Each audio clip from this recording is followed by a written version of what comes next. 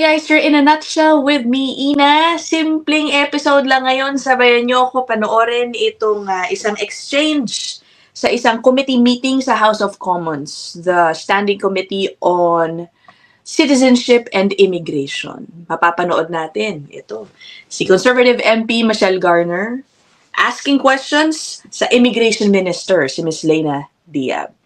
Okay. Tinanong siya tungkol sa Bill C-12. Yung Bill C-12 po na pag-usapan natin earlier this week, yan po, kung maisabatas, mapasa, that will give a sweeping powers authority sa IRCC para magsagawa nung kinatatakutan ng marami na parang mass cancellation ng mga applications to address backlogs, that will give them authority to cancel or suspend, stop PR stream. Halimbawa, kung gusto nito, basta sasabihin niya na out of public interest. Ano ba yung public interest niya? Napaka-vague din, ano?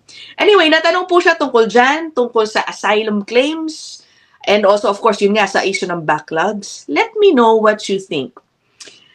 For you, maganda ba ang kanyang mga naging sagot? Sinagot ba niya to begin with yung mga tanong sa kanya? O paligoy-ligoy siya sa kanyang mga sinasabi? Or puro motherhood statements lang ba?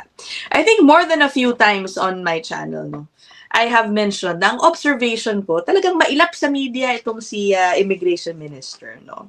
Siyempre, hindi ko naman siya mapipilit magpa-interview. But ako, personal opinion ko lang po to, considering how controversial and hot topic itong immigration sa mga panahon ngayon, I think it is just but right that there is somebody from the immigration department, kung hindi man siya, somebody very active in explaining what the plans are, no, sa IRCC. Parang hindi tayo masyado nakakarinig from them, ano? Lalo na especially itong si kasalukuyang immigration minister. I mean, if she has a difficult time perhaps answering questions or expressing herself, I know meron yata mga spokesperson pero parang hindi sila proactive, kumbaga, sa pag-a-address ng napakaraming kritisismo ngayon sa immigration, no? Anyway, sige, i-play na nga natin kung ano-ano na naman ang sinasabi ko. Sige. What a mess. There's over 300,000 asylum claims. Your government, that will likely take 25 years to process the backlog. Your government has spent almost over $2 billion on things like hotel rooms for bogus asylum claimants. Bogus asylum claimants are getting resources that Canadians aren't eligible for, and here we are today. Minister, the Canadian Bar Association, Refugee Lab, Amnesty International, and other legal advocacy groups have argued that the immigration provisions found in Bill C-12 are unconstitutional. Several of them have said that they are preparing for challenges, that there could be over 24,000 court challenges. Have you, Minister, directed your officials to begin preparing to defend the provisions of this bill in court in advance of these challenges? Oh, wow. O, teka, baka naguluhan kayo, no? Let me explain yung mahabang tanong ni Michelle Garner. Medyo mabilis din po kasi siya magsalita, no? Una sa lahat, sinestress niya na merong matinding backlog, okay, sa asylum claims, which is believed na medyo marami po dyan, hindi naman talaga eligible na mga maging refugee. Okay, sabi pa niya, no? Dahil sa tindi ng backlog, baka daw it might take 25 years for the IRCC to process them. And then she segued dito sa Bill C-12. Okay? Kasi nga, no, bakit siya nag-segue dyan? Yung Bill C-12, nakikita po yan ng ilang eksperto na maaaring gamitin ng IRCC para solusyonan yung problema ng backlogs. Diba? Galing siya sa backlogs. So, maaaring, kung yan ay maipasa, gamitin po yan ng IRCC para biglang boom, ang daming kinansela na pending applications, for example, for asylum claim petitions. Diba? I'm not saying it's what's going to happen, but according to some immigration lawyers, it could happen. Now, itong si Michelle Garner, meron pang isang niraise, ano? This early, ang dami na rong legal questions being raised against Bill C-12. 24,000 daw inaasahan na mag-question dito sa proposed Bill C-12. Okay, meron pong mga legal questions. Legal ba yan? Constitutional ba yan kung ibigay mo yung ganyang kapangyarihan sa IRCC o sa gobyerno? Baka sabihin nyo, inuulit ko lang. Guys, hindi po lahat ng mga nanonood dito kasing talino ninyo, ha? So thank you very much, member, for that question. There's two parts to it. The first, you're talking about asylum. So our government is committed to rebuilding Canadians' trust in Canada's immigration system. Thank you. Making I our asked you a borders pointed stronger. question, and Chair, I realize but I asked a pointed question, so I expect a pointed response. Have you directed your officials to begin preparing for legal challenges, to defend those in court? You're asking us to support this bill. It is highly likely to be challenged in the courts. Have you directed your officials to begin preparing legal defenses?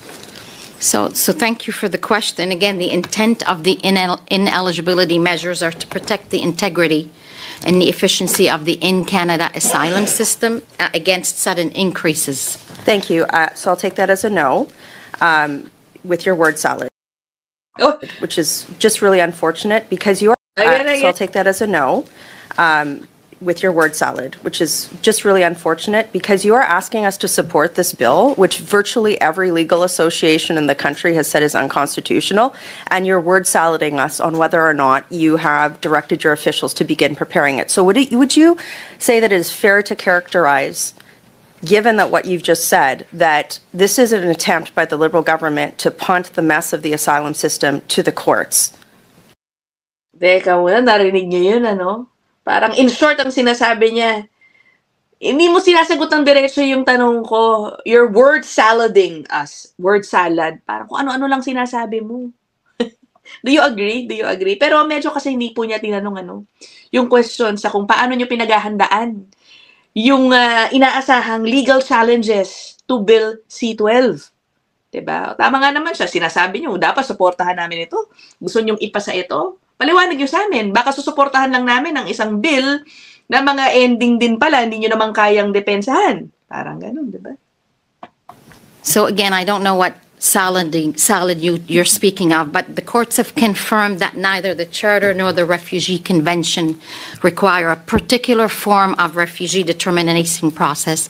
In this legislation, we have the PROS system, the pre-removal risk disorder, the pre-removal order, and so the government's position is that these provisions are consistent with both the Charter and with the Canada's international refugee law obligations. So I'll just ask one of your officials, is in the ministry's opinion, is the asylum deadline contained in Bill C-12 Charter compliant?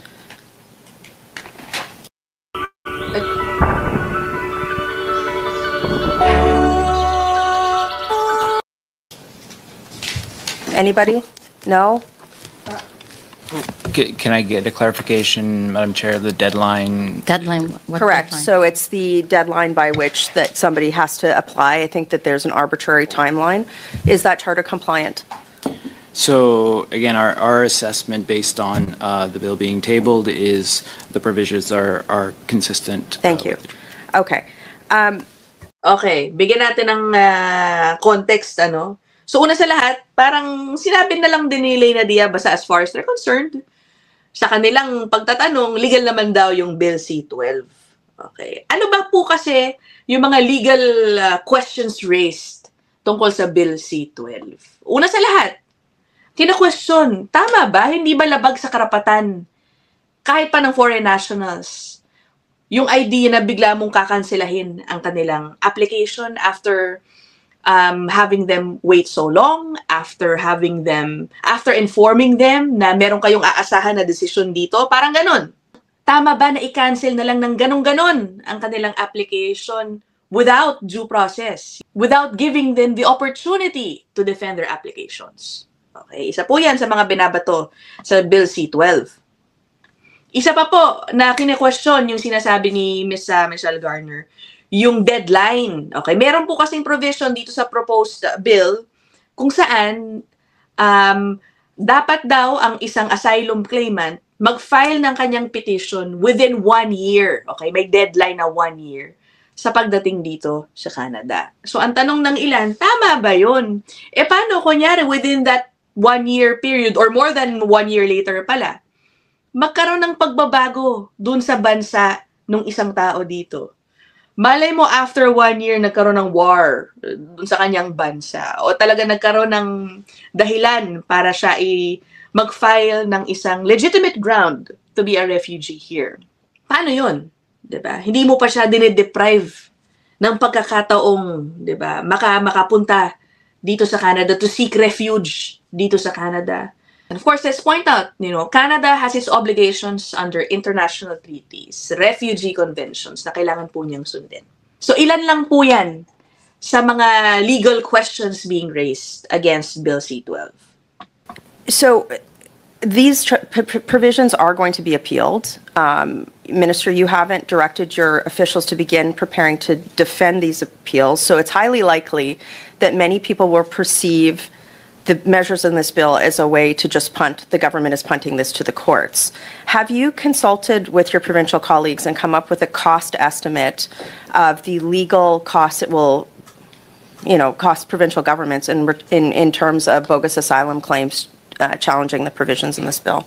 Well, again, charter challenges would go through the federal court system, and that is the Yeah, but there are responsibility legal- of the federal government, and I've got the Yes, but justice officials here. who pays for the legal aid, Minister?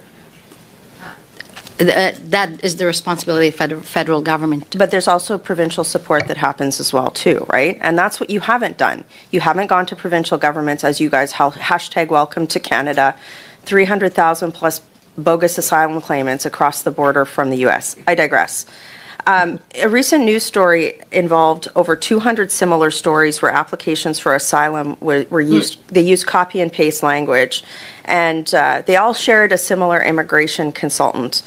Why doesn't Bill C-12 contain provisions to require asylum claimants to state their reasons for claiming asylum orally on the record upon arriving into Canada to prevent this type of fraud? Look, excellent. Look, these are excellent. That's exactly why we're here today, to study these provisions. These are to protect us against fraud. Yes, and that's about fraudulent so that's claim. not in the bill. Why isn't it in the bill? The approach targets fraud in individual applications as well as a coordinated fraud scheme to prevent systemic abuse within the immigration and citizenship programs, and does hold actors I don't accountable. think that's not in the bill. Parang very generic kasi motherhood statements lagi yung sagot ni Ms. Reyna Diab. Anyway, okay, now I will forward this video. Okay. Eto, I think medyo sumablay si Immigration Minister sa kanyang sagot. Siguro ito yung dahilan kung bakit hindi siya masyado nag-engage sa media. Baka minsan nakakalimutan niya yung tamang figures. Are you able to tell us how Bill C-12 will protect against fraud within the asylum system?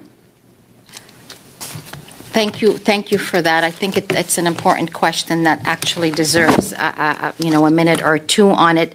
So IRCC actively targets organized and coordinated fraud schemes through its administrative investigations and undertakes fraud disruption techniques in collaboration with the Canada Border Services agencies. And for that, I want to thank the individual that is here assisting us with this study. If there's any questions in relation to that, I will ask him to do that, because I know he would have those questions, and I believe he's also attended other committee meetings on this topic, because CBSA is responsible for pursuing enforcement action related to foreign nationals in Canada. A combination of recent program reforms and an enhanced focus on program integrity is increasing refusal rates. And I believe everybody has seen that across the country, as well as across the different lines of requests that people are sending to the department. However, rates are expected to stabilize over time as prospective students and institutions adapt to the updated requirements, and non-genuine students are disincentivized from accessing. So there's been a number of international student fraud. Again, the good news is we are seeing that come down. There will be some regulatory amendments when the bill passes through however manner it passes. So that will also address the unsustainable growth. The government are introducing integrity measures to strengthen the integrity of the international student program and better protect the students themselves as well. Happy to give you more, but the point of the bill, but also the measures that were taken before, is that the system is not only catching fraud, but it is also deterring it. And I think that is, something that I would stress that we would want Canadians to know, and also people that are coming, applying to immigrate to Canada or coming as using our temporary streams as well, to know that. Again, Prime Minister Carney's been very clear in his mandate letter. He's been very clear to Canadians that our role is to stabilize the numbers, to bring us down to 1% of the permanent resident population, and to stabilize the temporary resident by 2029 to 5% of the population, as well as an attraction strategy for best talent, and of course. Okay. Pasensya na kayo, medyo napahaba, no? Kaya siguro nabanggit ni MP Michelle Garner yung word salad. Napakarami niyang paliwanag. Sa totoo lang, you can shorten that whole thing, her whole answer. Parang nga sinestress lang naman niya. We're taking organized crime, fraud seriously. Nakikita nyo naman yan sa tumaas na visa refusals. And it has been effective, kumbaga ang sinasabi niya, in deterring more fraud or potential fraud. Diba? Fraudulent applications. Sa totoo lang, I think yun lang yung sinabi niya sa pagkahaba-habang statement na yun. Ngayon, isang problema, meron siyang binanggit. Sabi niya, very clear si Mark Carney sa goal natin, na maipababa yung temporary resident population to 5%. By 2029 ang kanyang sinabi. Okay. Well, you know what? The goal is to bring down the temporary resident population to 5% by 2027. At least that's what they were saying this whole time. So ngayon, naging 2029. I don't know if it was baka na mali lang po ang year na kanyang nabanggit. But those answers, I don't really know, no? Baka nga naman nagbago na to 2029. Mahirap magkamali sa mga ganyang sagot. Okay? And you know what? Malaki po ang implication yan. Okay? And as expected. Okay? Members of the... And as expected, no? Ilang mga mambabatas po, itong si Michelle Garner picked up on that mistake. Kung mistake man yan, ano? And now is saying something about it on her Twitter account. So Michelle Garner is responding to a tweet of somebody who picked up on that 2029 statement. Sabi, is the minister foreshadowing a major policy shift on temporary foreign residents? Now we won't get down to 5% until 2029. Okay, malaking implication po talaga yan, yung pagkakamali ng date, kung pagkakamali man, So, ito yung reaction ni Michelle Garner dyan. Sabi niya, the Liberals moved their temporary resident targets again. Right now, after a decade of failure, temporary residents and workers make up an astounding 7% of Canada's population. Below suggests the Liberals' plan on continuing to issue unsustainable levels of new permits. Imagine, because of that 2029 statement, ina-assume ngayon ng ilan na ganon. So tuloy pa rin pala, hindi nyo ma-meet yung unang sinabi nyong target na pababain ang temporary resident level to population level to 5% by 2027. Okay, we're talking about hundreds of thousands of people. Dyan sa 5% goal na yan. Kaya this is a big deal. So ano kaya ba talaga ngayon ang plano ng IRCC? Okay, nagbago nga ba talaga ang kanilang goal? Yung pagpapaalis ng parang 300 or 500,000 people? Hindi na ba yan mangyayari by 2027? Na-move na yan by another 2 years? Kasi kung sa 2029 na siya, ibig sabihin, baka may bagong, goals or quotas, baka hindi pa talaga all out ang paghihigpit ng Canada sa paparating na 2026 at 2027. Diba? Anyway, I hope that is addressed. If the immigration minister just misspoke o talaga bang may pagbabago sa kanilang plano, or who knows, baka yan ay glimpse sa paparating na announcement next week sa bagong immigration levels plan. Anyway, that is it. Let me know what you guys think. I'll see you guys in the next one. Bye!